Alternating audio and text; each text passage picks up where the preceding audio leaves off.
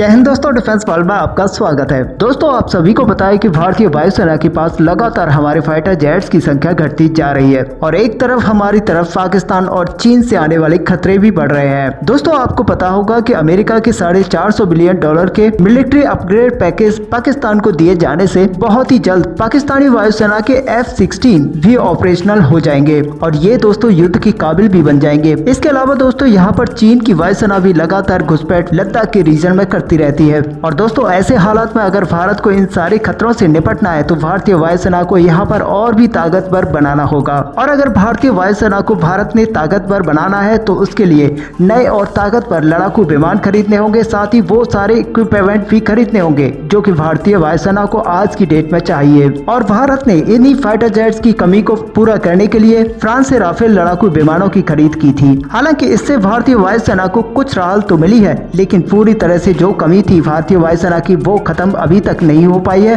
और इसीलिए भारतीय वायुसेना लगातार टेंडर पर टेंडर निकाल रही है जिससे भारतीय वायुसेना के अंदर लड़ाकू विमानों की कमी को पूरा किया जा सके। और इसी कमी को पूरा करने के लिए भारत ने 2 टेंडर को निकाला हुआ है, जिसमें पहला टेंडर है भारतीय वायुसेना का, जिसके तहत 114 लड़ाकू विमान खरीदे जाने हैं, जबकि भारतीय वायुसेना के लिए भी अभी शुरुआत में 26 लड़ाकू विमानों की जरूरत है और भविष्य में अगर देखा जाए तो कुल मिलाकर 57 लड़ाकू विमान यहाँ पर भारतीय नौसेना के लिए खरीदे जाने हैं। और दोस्तों आपको पता है कि किस तरह से विश्व के सारे देश इन फाइटर जेट्स के टेंडर को जीतने के लिए अपनी प्रयास कर रहे हैं। वहीं पर दोस्तों अगर फ्रांस की बात करें तो फ्रांस यहाँ पर बहुत ही बड़ा कदम उठाने वाला है। दरअसल फ्रांस की विदेश मंत्री भारत आने वाली है और कैथरीन भारत का दौरा करेंगी। और दोस्तों आपको बता दें कि इनका पहला भारत दौरा है और जैसा कि खबरें निकल कर आ रही है वो भारत आकर राफेल के बारे में यहाँ पर बातें कर सकती हैं और भारत को राफेल को लेकर कई सारे ऑफर भी पेश कर सकती हैं। दोस्तों आपने पिछले समय में देखा होगा किस तरह से फ्रांस यहाँ पर एड़ी चोटी का जोर लगा रहा है अपने राफेल लड़ाकू विमानों को भारत को देने के लिए।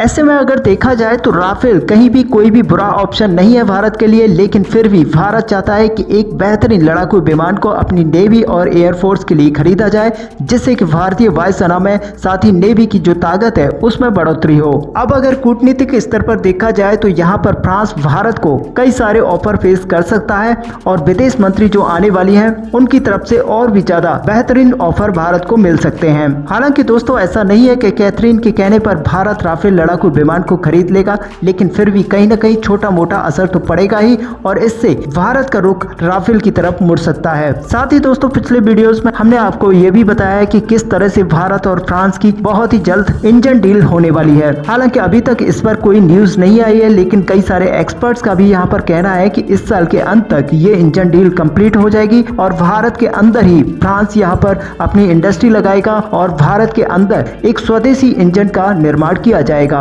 और दोस्तों ये इसलिए भी जरूरी है क्योंकि भारत अपना AMCA लड़ाकू विमान बना रहा है और उसमें इंजन की कमी को पूरा करने के लिए भारत लगातार अपना पूरा जोर लगा रहा है। ऐसे में दोस्तों अगर भारत यहाँ पर एक मजबूत इंजन बनाकर तैयार कर लेता है तो भारत अपने AMCA को और भी ज्यादा ताकतवर बना लेगा। और दोस्तों यहाँ पर कई सारे एक्सपर्ट्स का कहना है कि कैथरीन का जो अभी भारत दौरा है इसमें इंजन डील को फाइनल भी किया जा सकता है। साथ ही भारत और फ्रांस एक दूसरे के साथ अंतर्राष्ट्रीय और आर्थिक स्तर पर साझेदारी कैसे और ज्यादा मजबूत की जाए जिससे कि दोनों देशों का फायदा हो, इस पर भी बात की जाएगी। हालांकि दोस्तों फ्रांस भारत के साथ काफी ज्यादा बड़े स्तर पर अपनी टेक्नोलॉजी को शेयर करना चाहता है और दोस्तों सबसे बड़ी बात यह है कि दोनों देश साथ में मिलकर एक बड़े स्तर पर काम कर सकते हैं जिससे कि दोनों देशों का आर्थिक स्तर पर भी फायदा होगा। बल्कि दोस्तों एक तरह से देखा जाए तो यहाँ पर भारत और फ्रांस दोनों देशों के रिश्ते भी आज इतनी मजबूत हो चुके हैं कि एक तरह से देखा जाए तो फ्रांस को भारत के रूस की तरह ही देखा जाता है। ऐसे में दोस्तों सवाल यहाँ पर ये उठता है कि भारत को जिन लड़ाकू विमानों की अभी जरूरत है